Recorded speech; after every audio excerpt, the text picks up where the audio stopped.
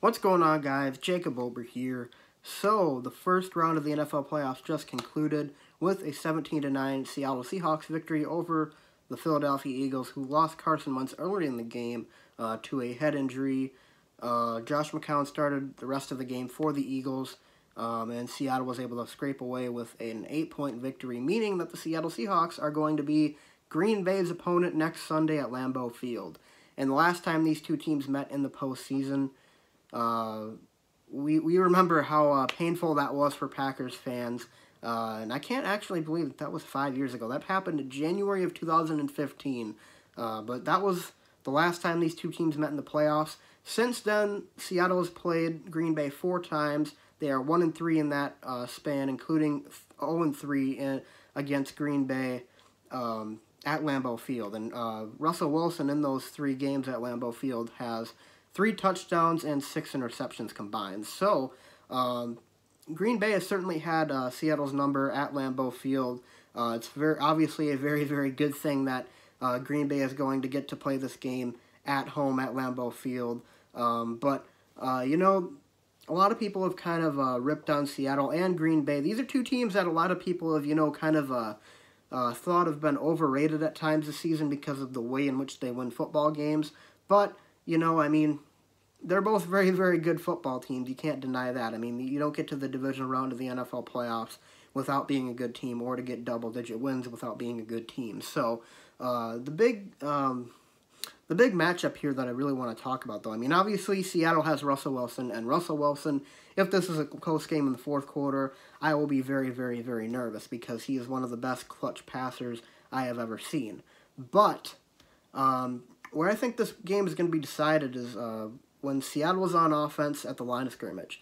Seattle's offensive line is one of the worst teams, if not the worst team in pass protection in the entire NFL, and the Packers have, I would say, a top 5 to 10, maybe even a top 5 pass rush in the NFL. They are dominant up front. Kenny Clark is amazing. Zadarius Smith is amazing. Preston Smith is amazing. Those 3 guys anchor this defensive front, and they have done a phenomenal job for Green Bay so far this season. So the Seahawks being faced with those guys up front is going to be a really, really big obstacle to overcome, I would say. And that's really where I think this game is going to be won and lost. If the Packers can take advantage of that favorable matchup, I don't know if I see a way that Seattle wins this game. But I'm not going to be the one who does predictions, because every single time I do a prediction for a big game, always backfires on me. Same goes for every time I do a hype video for a big game. Always backfires on me that my team always loses every time I do that. So I'll leave the predictions at that. What I will say is that I am really, really looking forward to this game.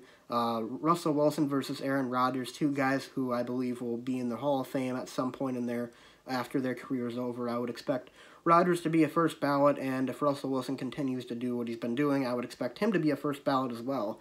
And Russell Wilson obviously playing at Wisconsin's final year of college, so he does have some Wisconsin ties. And I've always been a Russell Wilson fan. I've always liked Russell Wilson. I'm a huge Badger fan, of course, and I would consider him the best quarterback I've seen at Wisconsin in my days of watching them. But it was so painful seeing him have to beat us in that playoff game. And the fashion that it happened, my God. So there's a little bit of a little part of me that's a little bit nervous about that, just because of the history, And these 2 teams have actually met quite a bit in the playoffs over the past 10 to 20 years. I think they've met at least 3 or 4 times. There was the Al Harris pick 6, there was the Snow Bowl, there was the NFC Championship.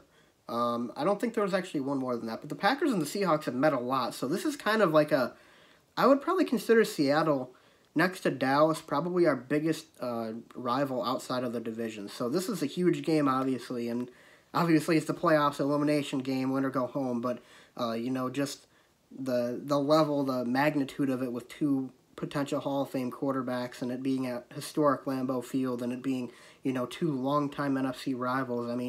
There is a lot to like about this matchup. It's the second best thing we could have gotten after Drew Brees and the Saints, who, by the way, I am kind of happy and kind of not happy that they lost.